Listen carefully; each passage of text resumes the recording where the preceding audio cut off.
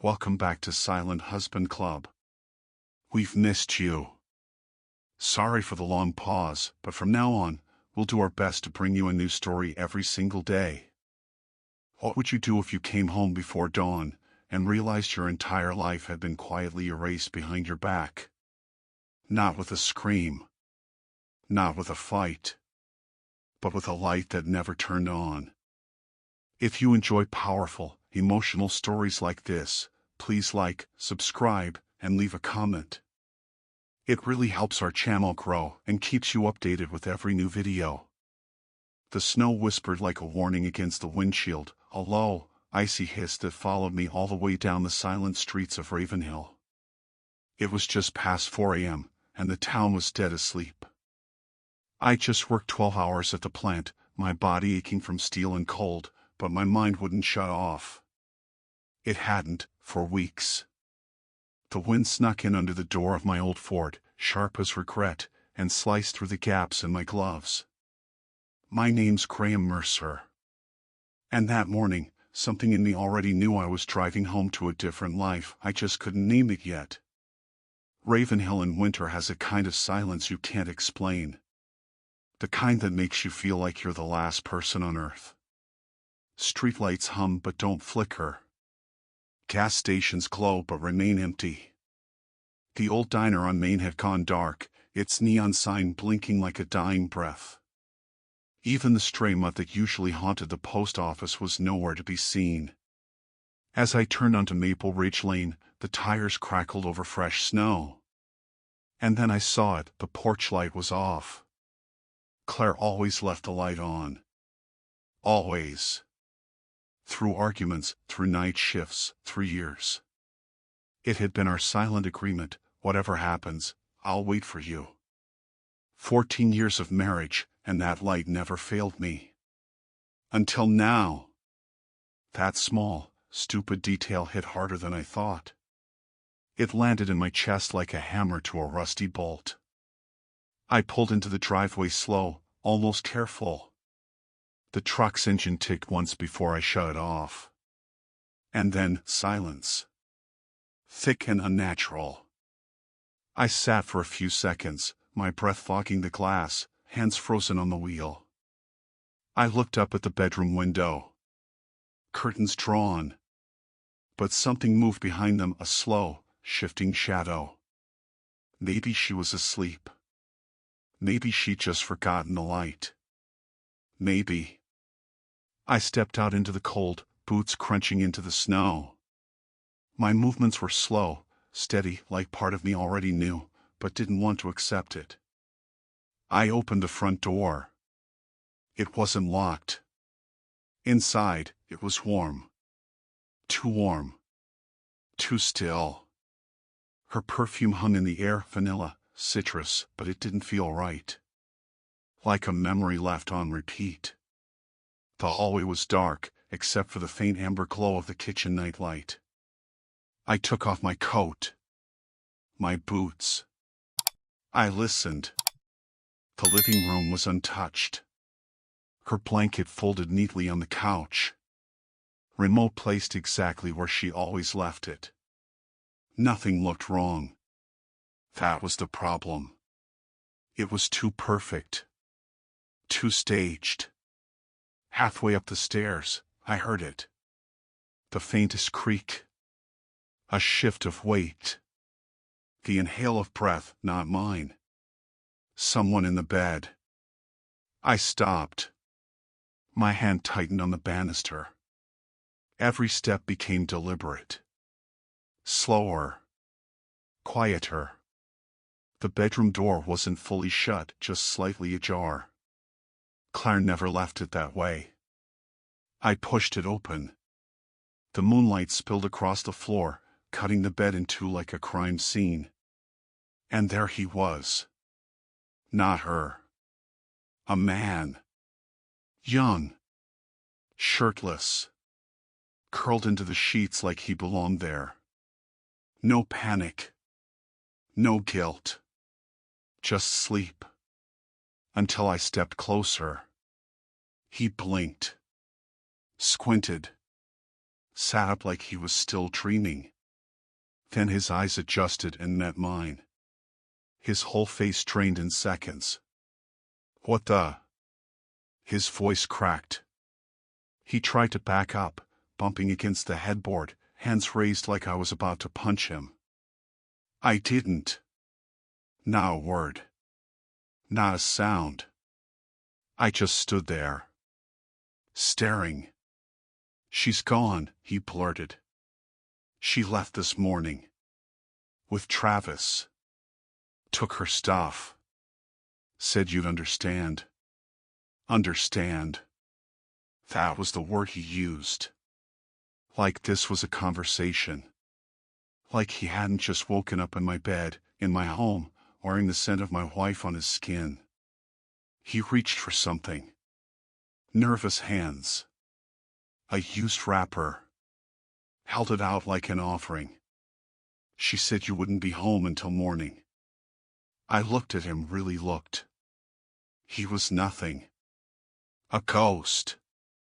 A mistake with blonde curls and a voice too shaky to hold weight. I finally spoke. "What's your name?" "Dylan." I nodded. "You said she's gone?" He nodded again. "You want to go after her?" "Yes." I opened the door wider. "You will. But not yet." He stared at me, confused. "What do you mean?" I turned back to him, my voice flat, sharp as black ice. "I need your help with something first." And then I left him sitting there in the bed that wasn't his, in the home he'd never belonged to, with the weight of something bigger than he could ever imagine settling in the air around him. Something cold. Patient. Precise. Something that had just begun. The upstairs hallway felt like a pressure chamber. I didn't move. I didn't breathe. I simply stood there, hand resting on the banister, eyes fixed on the door I'd just closed behind me. I could still hear Dylan's breathing on the other side, shallow, panicked, like he'd been dropped into someone else's nightmare and was just realizing it had no exits. I didn't feel angry. That surprised me. I didn't feel betrayed either. No. What I felt was clarity. As if the noise of the last few years had finally gone silent, and all that was left was signal. Cold. Pure. Undeniable. I walked downstairs slowly, my steps measured, mechanical. In the kitchen, I poured a glass of water and stood by the window. There was nothing outside but darkness and the vague outline of our backyard. No lights. No movement. Just the reflection of a man who no longer lived in the same world he'd gone to sleep in yesterday. Upstairs, the floor creaked. He was moving. Good. Let him feel it, the weight of the air, the stillness of a house that didn't want him. When he came down, he looked like a kid who'd wandered into the wrong side of town. Jeans, sweatshirt, shoes in one hand, phone in the other. Like either of those things could save him. I gestured to the table. "Sit." He hesitated. "I should probably go," he tried. "I just want to find her." "Okay." "I didn't sign up for you already signed up," I said, cutting him off. "When you walked into my house." He sat. Rigid. On the edge of the chair like it might swallow him whole if he leaned back. I leaned against the counter, glass in hand. "Tell me everything." He blinked, confused. "What? How long? Where? What did she say? What did she promise?" He stammered. It wasn't serious." I waited. "We met at the gym," he finally said. "She said her husband worked nights. She never mentioned her name. Just said she was tired of pretending." My fingers tightened around the glass. Not in rage. In confirmation. I'd suspected it for months. The distance, the silences, the way she started laughing at things that didn't involve me anymore. But hearing it spoken aloud was like watching someone write my marriage in past tense. She wanted to feel something again, he added, like it would explain the whole thing. And maybe, for her, it did.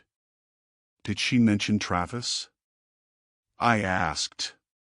He nodded. Yeah. Tall guy. Tattoos. Personal trainer. Kind of alpha. Of course. That type always feels like a shortcut to feeling alive. I set the glass down gently. And you? What were you? A warm-up act? He didn't answer. Just looked toward the door, toward the hallway, anywhere but at me. Look, he said finally, I didn't come here to mess up anyone's life. She said it was over between you two. I believed her. I stepped forward. Slowly. Not menacing, but heavy enough to make him tense. You know what people say when they want to cheat without guilt? I said. They say it's over. Not because it is, but because it makes the damage easier to start. He looked down. No defense. No fight. Just a man realizing too late that he was never in control of this story. You want to leave? I asked. Fine. But if you're smart, and I think you are, you'll stay and listen to what I need. He swallowed. What do you want from me? Information, I said. You've been in the middle of this longer than you think. And now, whether you like it or not, you're useful. I need to understand who exactly my wife became while I was too tired to notice. Silence stretched between us like a taut wire. Somewhere, the furnace clicked on. The house made its old noises. But inside, nothing moved. Nothing changed. Dylan stared at me, his eyes searching for something, mercy, maybe. But all I had was purpose. Not revenge. Something sharper. By morning, the sky had turned a dull gray. Snow fell with quiet persistence, soft and relentless. The kind of snow that buries everything if you let it. I sat at the kitchen table with cold coffee and too many thoughts. Dylan was gone. I hadn't thrown him out. I'd let him walk, but not far. Don't leave town, I told him. Don't talk to anyone. He nodded too fast and vanished like a man escaping a burning building, never realizing he'd already inhaled too much smoke to make it out clean. Upstairs, I stripped the bed. Her perfume lingered, faint and ghostly. The sheets went into a garbage bag. I didn't flinch. In the office, I logged into accounts I hadn't looked at in years. Bank statements. Shared passwords. Old paperwork that used to mean something. She'd moved $18,300 to a private account under her name. Did it 2 days before she left. I printed it. Laid it on the desk like evidence at a crime scene. Started calculating. If she'd taken that, what else? I opened a drawer and pulled out a journal I hadn't touched in years. Used to be for thoughts, ideas, little pieces of poetry back when I thought words could fix things. I opened to a blank page and wrote. Day 1. She is gone. He was in our bed. And underneath that, after a long pause. I don't feel angry. I feel clean. The pen didn't shake. Later, my phone buzzed. Unknown number. A single message. I got back to my place. I didn't say anything. Just like you said. Dylan. I deleted it. Not because it meant nothing, but because it had served its purpose. That evening, I made dinner for one. Toast. Eggs. Black coffee. Food that didn't need effort. I washed the dishes by hand. Counted the clock ticks. Before bed, I stood by the window and looked out at the street lamp. The snow fell harder now, wrapping the world in white. But even in that stillness, I could feel it. Not rage. Not grief. Something else. Something exact. A line, drawn in fresh snow, waiting to be followed. And I would follow it. Step by step. The storm had passed by morning, but the cold hadn't. It lingered like a warning. I stood in the driveway, scraping frost from the windshield with slow, methodical strokes. Every motion was controlled, precise, like a mechanic checking his tools before disassembling something broken beyond repair. I hadn't slept. Sleep required peace. And I didn't have that. Not yet. I backed the truck out slowly, tires crunching through the new snow, and pointed myself toward town. Ravenhill was still quiet, slower on weekends. Fewer eyes. More shadows. More room to move between the cracks. The GPS led me to a cheap apartment complex just off the highway. Boxy buildings stacked in rows, windows blindfolded with plastic blinds, satellite dishes pointed like dull weapons at the sky. Dylan lived in the third unit from the end, second floor. I parked 2 spots down and waited.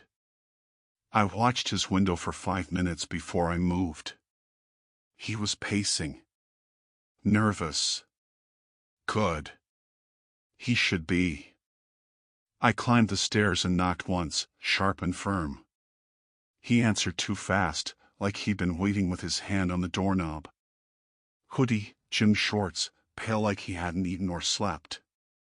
You said wait, he said. I waited. I didn't tell anyone. Not even, can I come in? I asked. He moved aside without a word. The place smelled like reheated pizza and panic. A jacket half hung on a hook. A sink full of dishes. The blinds twisted from being peeked through too many times. I sat on the edge of the futon. He stayed standing. I need to know where they went, I said. You told me Willow Springs. Be more specific. He hesitated. Santa Clara, I think. Somewhere near it. She said Travis had a friend who could hook them up with a rental, help them start a studio. What kind of studio? Fitness. Like high-end, private clients only. Real money people. I nodded slowly.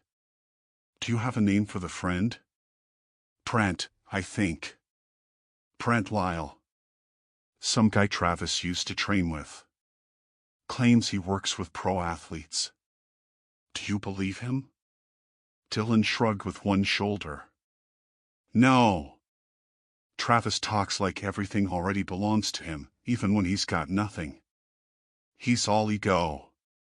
Talks like they're building an empire, but I never saw him build anything but his own image. I stood. He flinched. Barely. But I saw it. I need a number, I said. You said you messaged her. Give me the contact. He looked down at his phone. I deleted everything after she left. I didn't speak.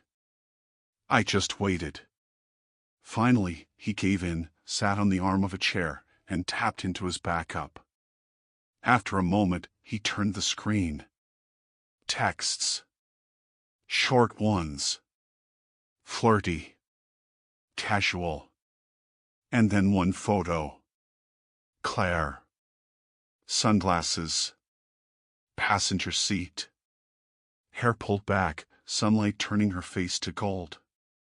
That half smile she used to save just for me. I stared at it too long. She told me not to call anymore, he said. Said it was getting too messy. Was that before or after she slept in my house?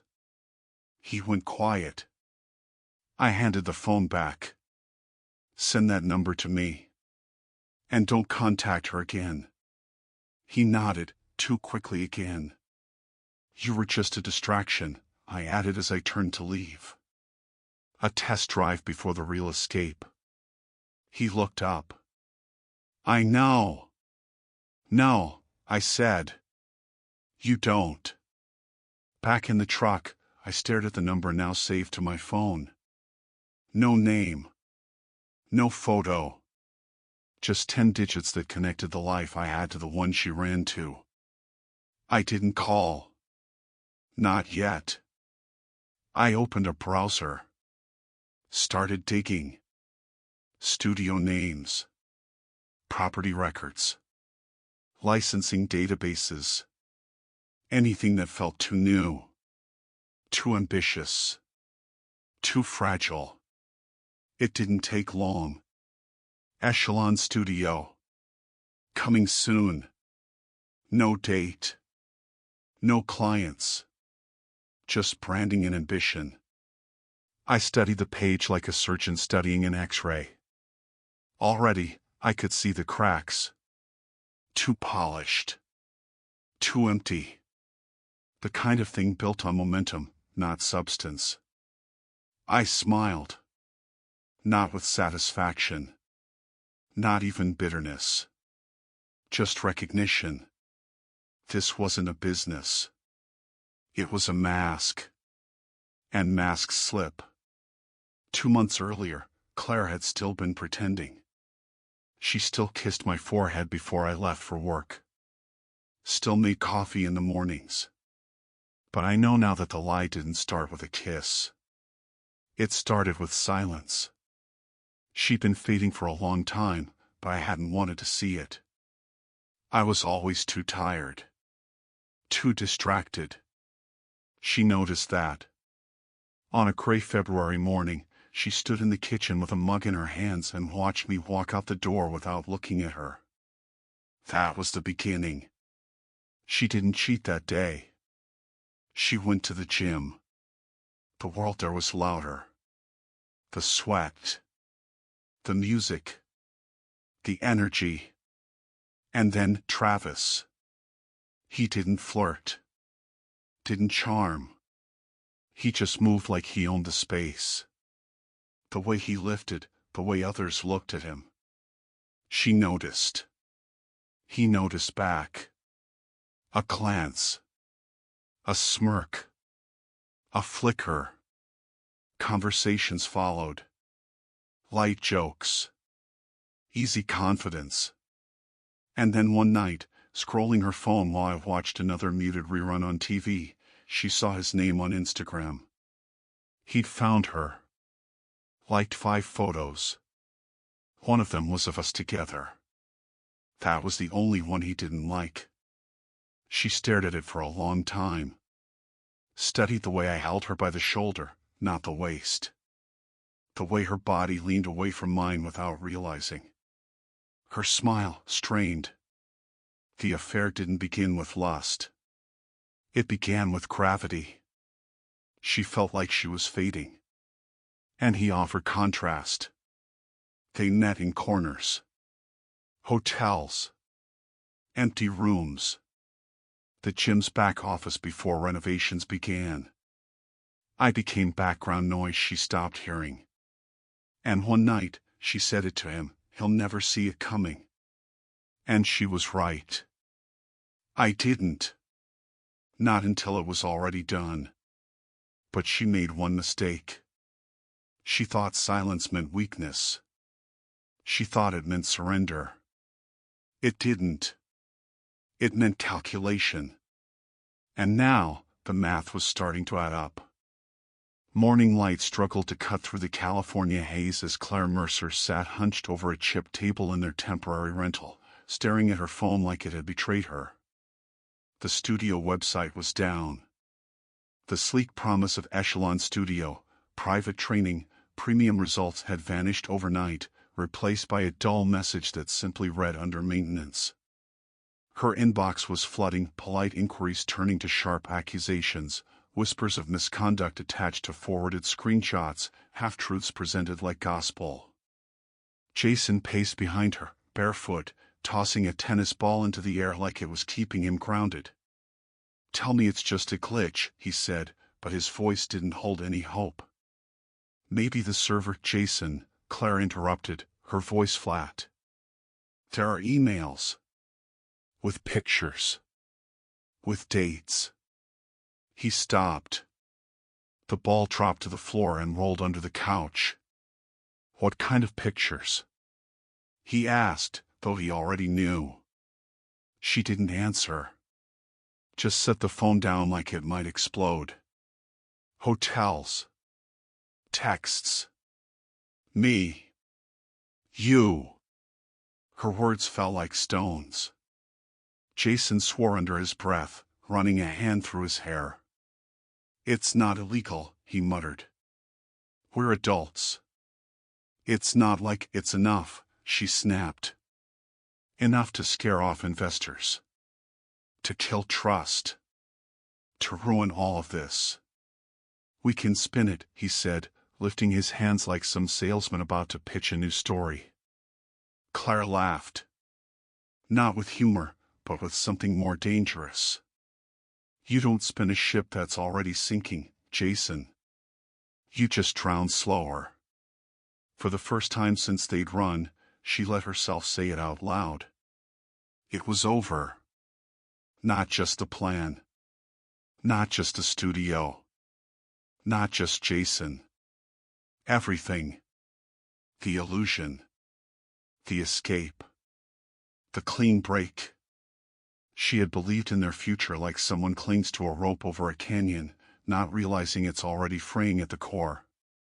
That afternoon, when Jason stormed out, muttering about fixing it, about talking to Brent, about making calls, Claire sat alone at the table, staring at the blank wall across from her as if it might offer an answer.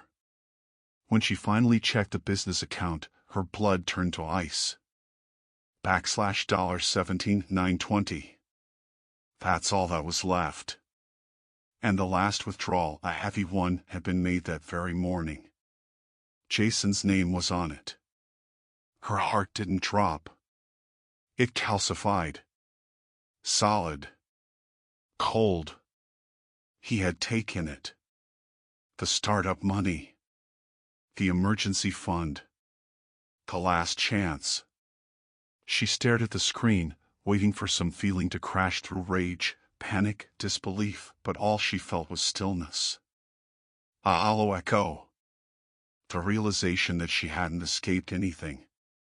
She had traded one silence for another. One form of abandonment for a new one. When Jason returned an hour later, duffel bag already packed, she didn't speak.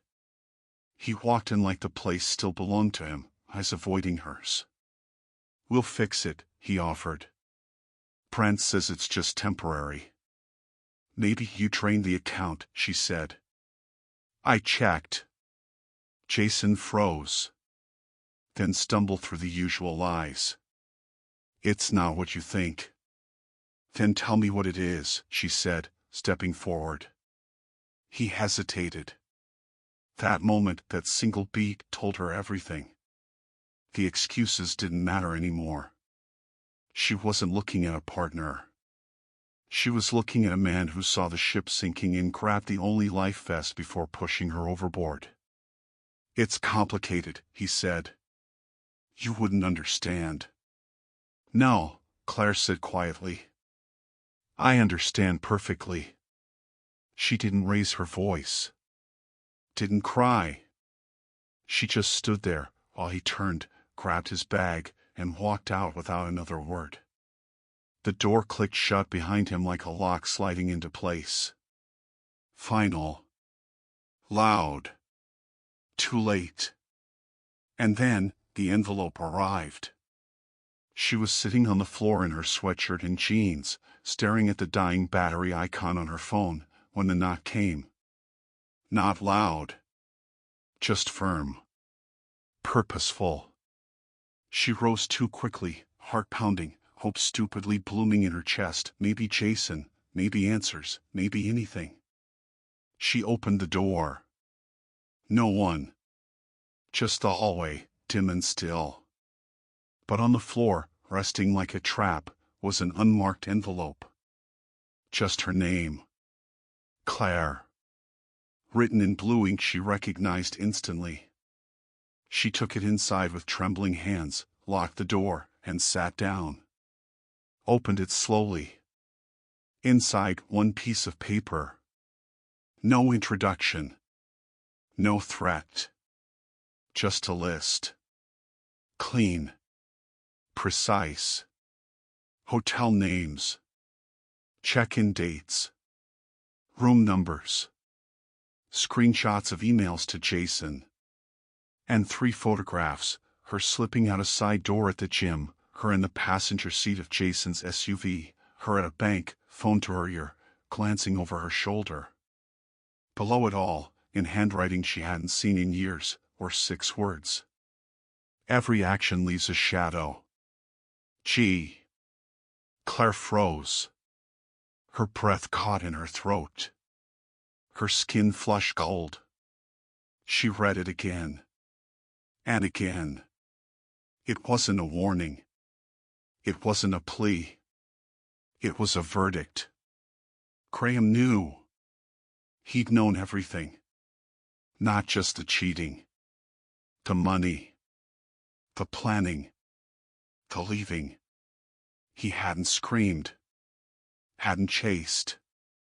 He had watched.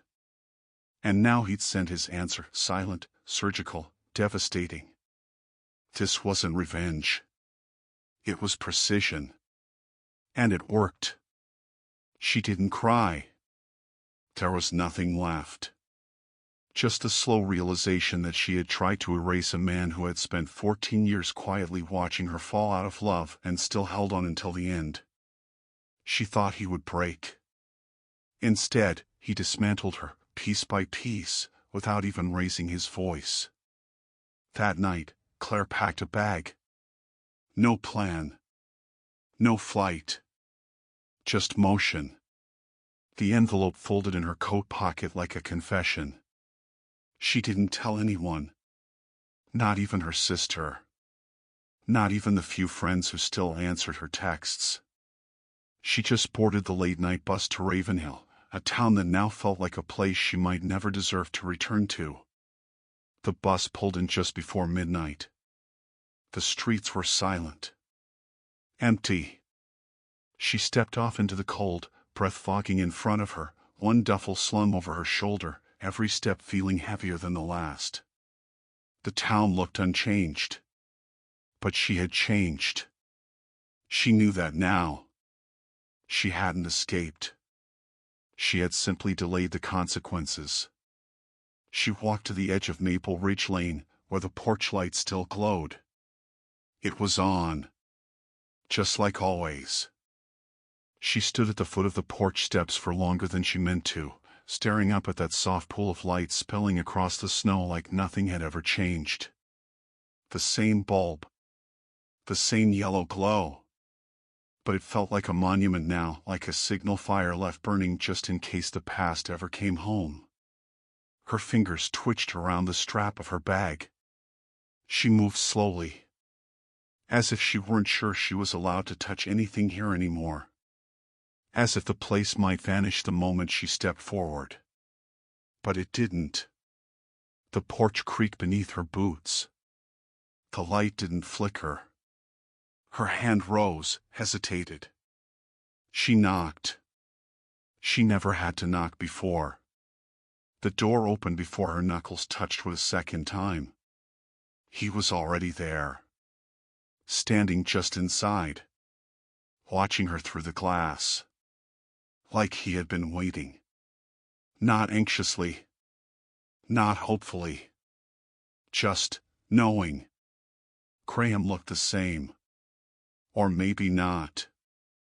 Maybe it was the stillness in him now that made him feel unfamiliar.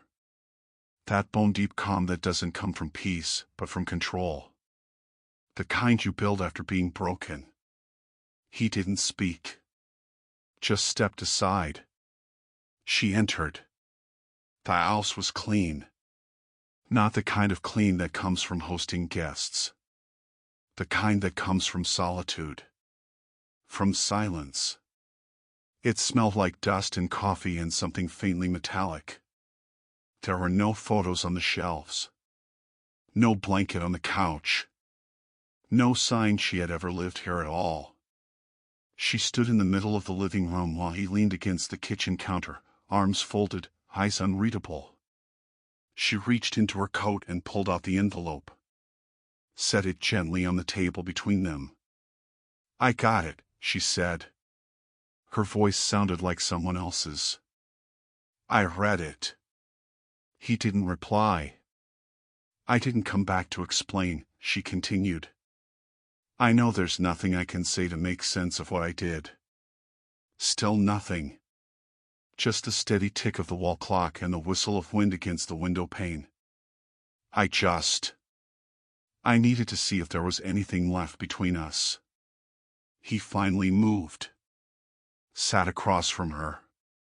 Not close. Not confrontational. Just present. His eyes met hers with a calm that scraped against her chest like sandpaper. "You know what the worst part was?" he asked, his voice soft. Controlled. She shook her head. "It wasn't the cheating," he said. "It wasn't the money. Not even the lies. It was how easy it was for you to erase me. 14 years, Claire. And I watched you vanish me like I'd been background noise the whole time." Her lips parted.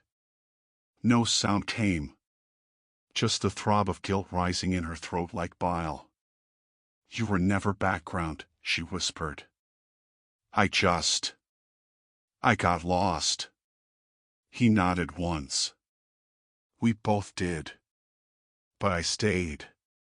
You ran." She lowered her gaze. "And I ran in the wrong direction." "No," he said evenly. "You ran exactly where you wanted. You just didn't like where it took you." The silence that followed was heavy. Earned. She reached into her coat again and placed something else on the table, a small velvet box. The ring. Still intact. Untouched. "I thought leaving this behind would hurt you," she said. "That it would tear you apart." "It did," Graham answered. "Just not the way you thought." She swallowed. "I don't expect forgiveness. I'm not asking to come back. I just thought you deserved to hear it from me. In person." He looked at the box. Didn't touch it. Then, quietly, deliberately, he said, "You should go." Her breath caught. Not because it was cruel, but because it was final. She nodded slowly, pushing her chair back. She made it to the door before stopping. Turned. Her voice broke for the first time. "I loved you, Graham. I did. Even when I left." His eyes didn't waver. "I know," he said. "That's what makes it worse." When the door closed behind her, he stood in the hallway for a long time, listening to the silence as it returned, not hollow this time. Just still. Just clean. He walked back to the table. Looked at the envelope. The ring. Neither meant anything now. Neither held weight. And still, he didn't cry. Didn't smile. Just breathed. Let go. The sun rose slow and golden the next morning.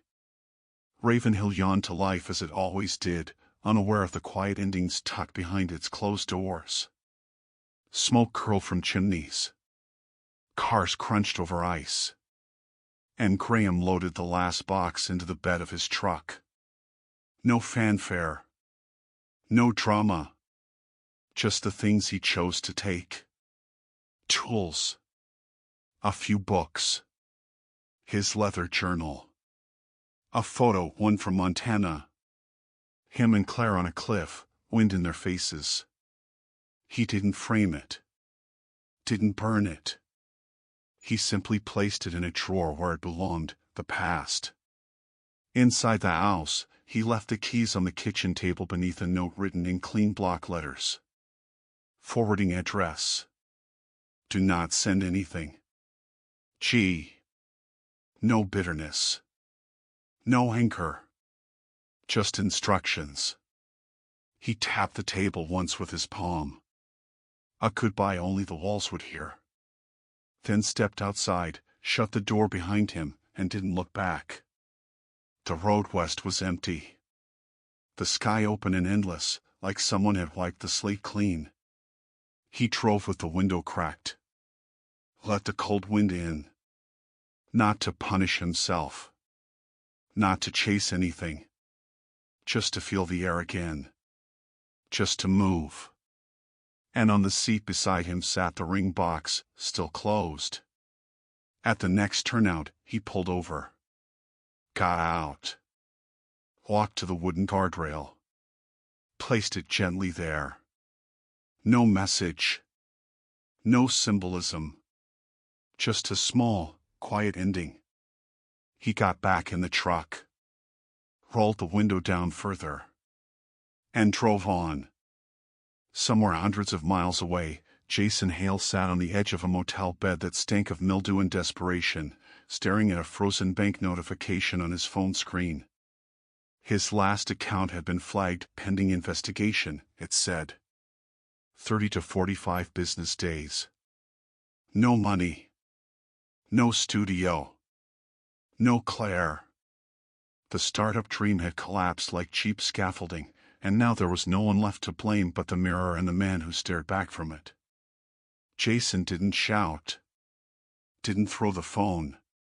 He just lowered it slowly to the nightstand, leaned forward with his elbows on his knees, and let the weight of failure settle into his spine like it had been waiting for years.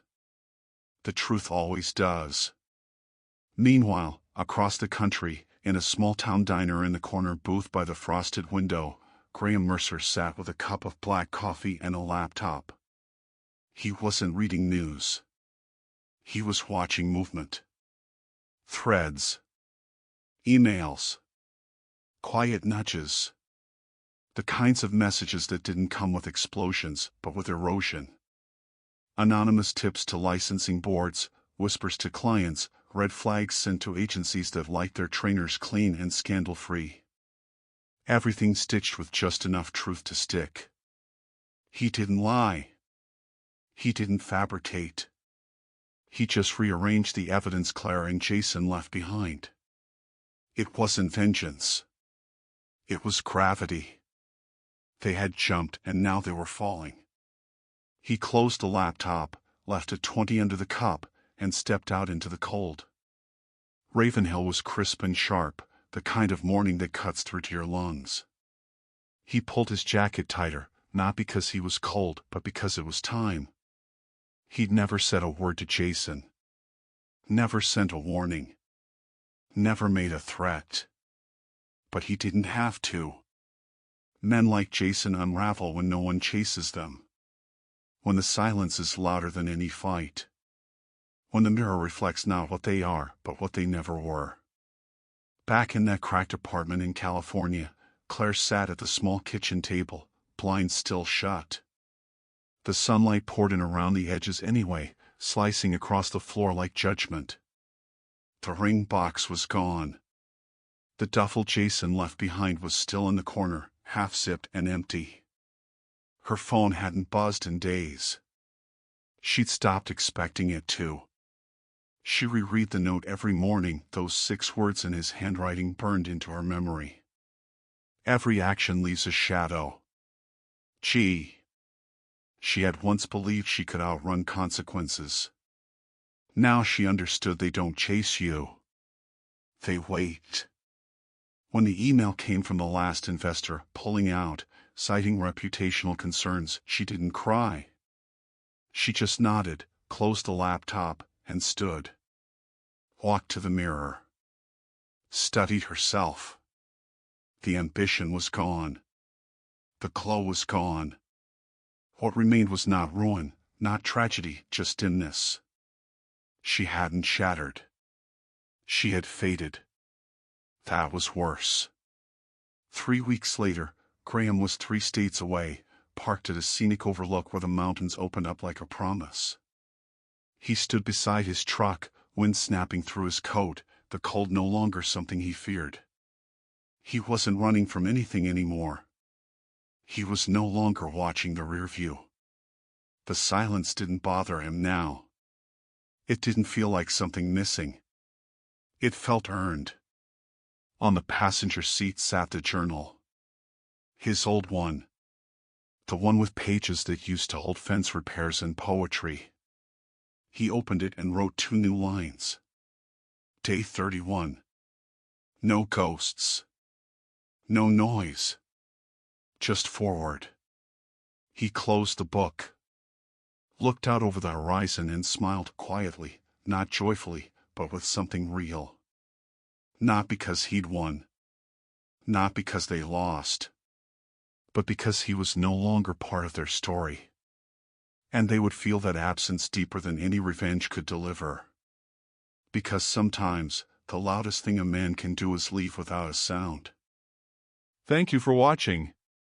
If this story touched you, shocked you, or simply made you think, don't keep it to yourself. Leave a comment, your thoughts, your story, your truth. Subscribe for more raw, real, and unforgettable confessions. And if this story made you feel seen, share it. Someone else might need to hear it too. You're not alone here. This channel is a safe space for those who've been betrayed, broken, and rebuilt.